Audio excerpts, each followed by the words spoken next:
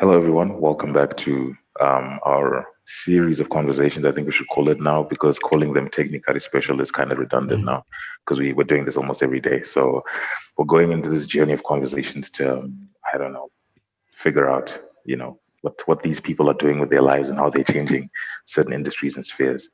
And today we're joined by Eugene Ramirez Mapondera, who is a artiste savant. I'll say that's the official title on the Okay, podcast. I'll take it. Um, and and as usual, I'm joined by Rufaro, who doesn't like me these days because I've been like really inefficient, uh, and Edwin, who I think still likes me. I think. It's a stretch, but go with it. All right. So, well, Rufaro, are you going to say anything, or you still hate me? Yeah, I still passive. I'm being passive aggressive, I guess. Oh, fantastic. Fantastic. So, to all y'all who may not know, Eugene is, like I said before, a comic savant. He's a comic book writer, artist, man of many talents, now running Comexposed or co-founded Comexposed, which is a platform that brings together creatives in the comic book space and just the general comic book culture in Zim. So I promise not to do this in a Valentine sort of way, which is me going at length about, things about a subject or someone while they're here. So I'll let Eugene introduce himself and give a brief background. Well, all right. Thanks, Valentine. That was pretty spot on. Thank you, Rufaro and Edwin, for having me on the show. Yeah, I think you did an exceptional job. That pretty much sums it up if you want to be brief. But I'm a multimedia practitioner, so I dabble in a lot of things ranging from animation, illustration, photography, video, the likes. I've been in the industry since 2008. And yes, I'm popularly known for being the founder of Comexposed and trying to push the digital arts into a more commercial, stage where they can actually formulate an industry that employs people that are not just artists. So that's been my purpose or my life goal so far. My day job is being the creative director at K Media Africa, which is a multimedia studio. It's a company that renders multimedia consultancy and multimedia services to the advertising industry and media industry at large. So that's me in a nutshell. Cool. So that's really cool. So I guess we get right into it. And you being an artist, I've got artist friends, and Yeah. they tell me that, you know what, dude, it's an extreme sport, trying to become an artist, particularly in Zimbabwe, where even telling your parents, like, hey, I want to be an artist, I want to draw for a living. It's like, what? Like, dude, no, become a doctor or a lawyer or something. So it's one of those things. So my question is twofold. So the first part is, did you have a support system when you're growing up? And were there Zimbabwean specific challenges to being in the creative space? Okay. Wow. So I think I fall into the category of the not so well understood or not so well supported group of artists, because growing up, I grew up I was born in the 80s, so my childhood and so on, that was mostly in the 90s.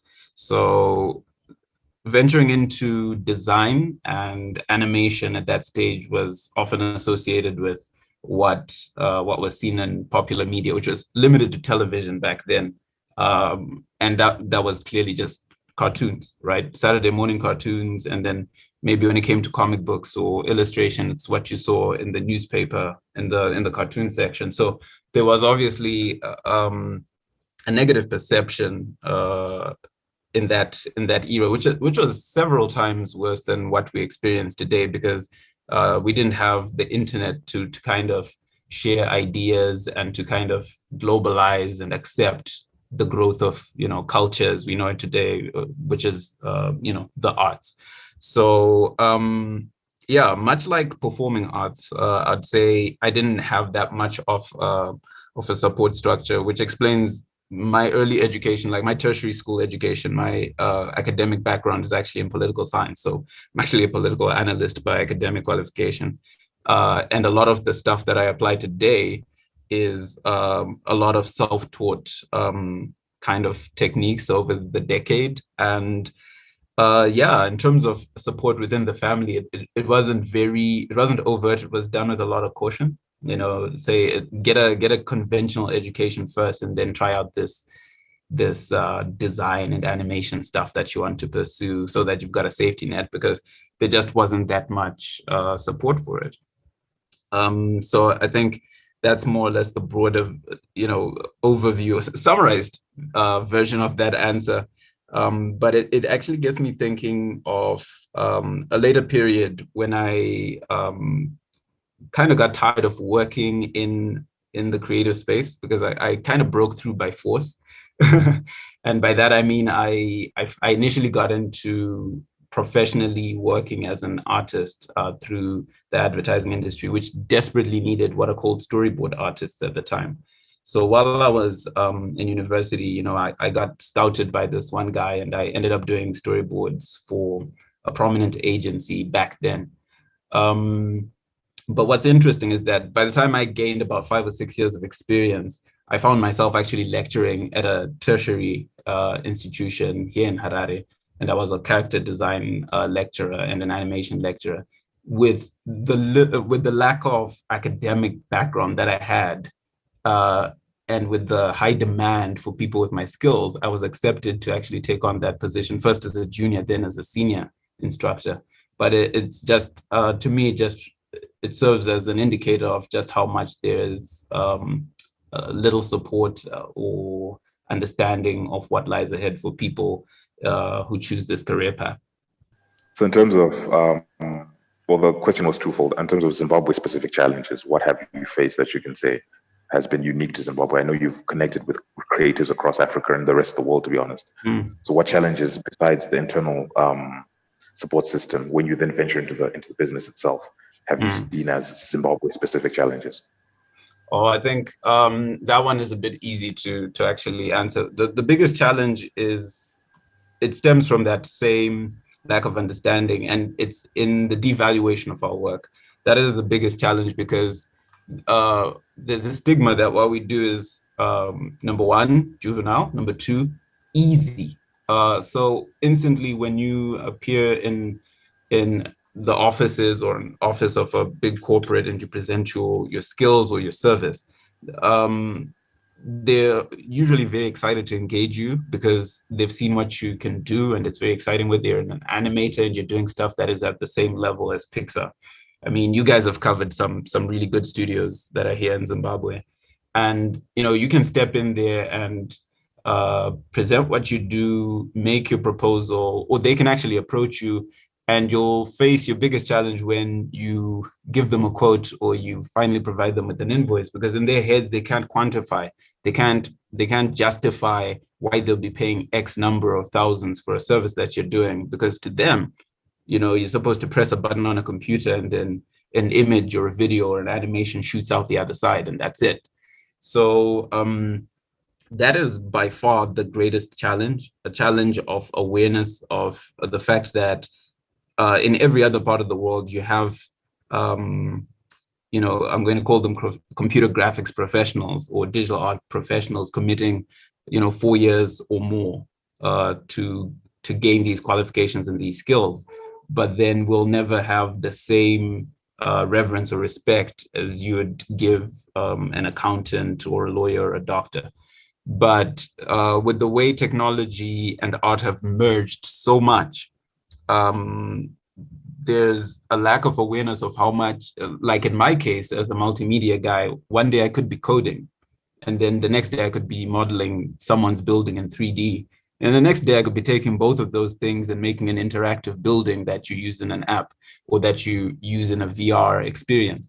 And it's no longer just art, but when we've constantly had the challenge of having to distill what we do and break it down and say, look, to begin with, for me to produce, let's say it's an art piece, or let's say it's a digital painting, promoting a product or a service. It's not something that I just sit down and wrap up in 3 minutes. That's hours of work. And if we're to put a value on each hour, then you need to be willing to accept that if my hourly rate is, X per hour, then you need to be in a position to appreciate that and accept that it's, you should be in a position to give equal pay for equal work. So I think that is one of the most ubiquitous kind of problems that creatives find, which is just they're constantly devalued, they're constantly undermined, they're not taken seriously as professionals because, again, Zimbabwe typically, well, from my generation at least, if you're a great student, you were excelling in sciences and mathematics and all of that stuff, right? So there was a stigma towards artists or creatives because it was almost like an alternative or resort for the kids that weren't as bright, So I realized that our seniors, the senior members of our, business and so on, they kind of subscribe to that old school way of thinking where they say, okay, if you're not an accountant or a doctor or an engineer, that means you weren't smart in school, And when you put it all together, it's a bit of it's quite a hurdle that we're forced to jump over. And luckily, we've gotten to a point where, at least with technology and the internet and the applications of our work now, they're forced to accept that there's a technical aspect that is very advanced that even normal computer science experts would have a challenge grappling with. So yeah, definitely the value issue is one of the biggest challenges. The perception is one of the biggest challenges. And then on a more broader economic level, it's the demand for the work. It's pretty low. Of course, that comes with the advantage that if you're doing great work, then you can charge high simply on the basis of supply and demand. But it's also bad for competition. It's bad for growth. And those are the immediate challenges that come to mind right now.